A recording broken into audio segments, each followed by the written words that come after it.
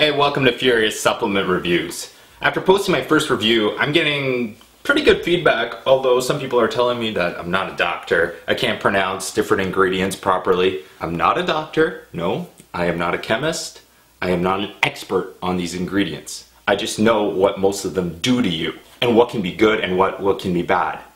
And no, I can't pronounce all these ingredients properly. No one's ever taught me to pronounce them. I'm just spelling them out or, spelling them out and looking at the names and all that and just trying to read them.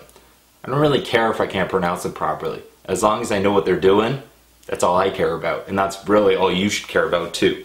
All these reviews are based on just my experience with products and the fact that I've been exposed to a ton of different kinds of products, and I'm just giving my feedback on them. From now on, I'm going to make all these reviews like 2 minutes or less. I'm just going to go bam, bam, bam, right to the point, not bore you, because I know you guys are busy, I'm busy, and I just want to show you guys whether a product is worth it or it isn't worth it.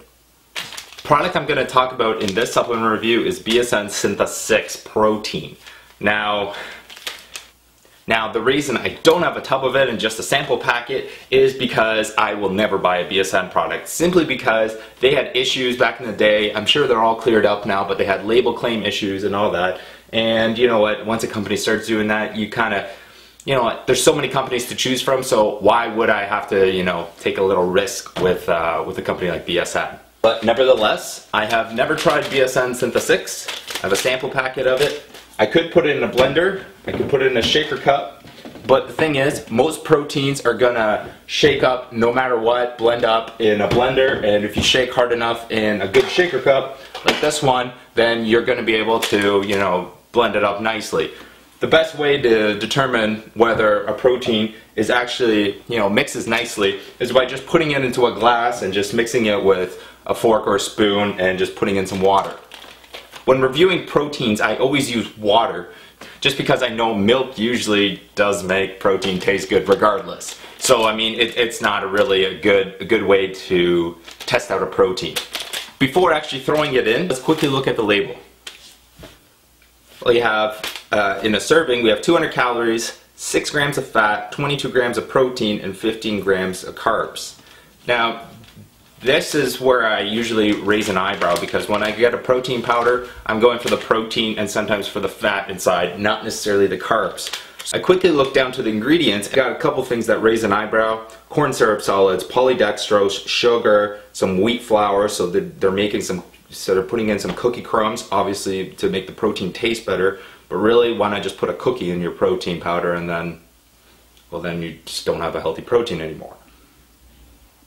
These are things that really raise an eyebrow. These would definitely steer me away from a protein if I read these ingredients inside. I mean, what's the point of having a whey when you have all the sugar added, right? Opening the packet, put it in the water first.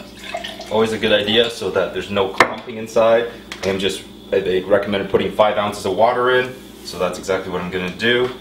And then we're going to put in a fork and start mixing. I prefer to use a fork over a spoon because I feel like I can mix the protein a lot better. Seems to be pretty thick for 5 ounces. I might add a little more water on a regular basis.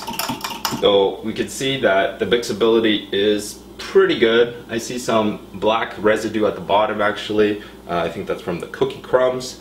Maybe just a little bit at the top. It seems to be pretty damn thick. But like I said, I'm gonna try this regardless. So here we go.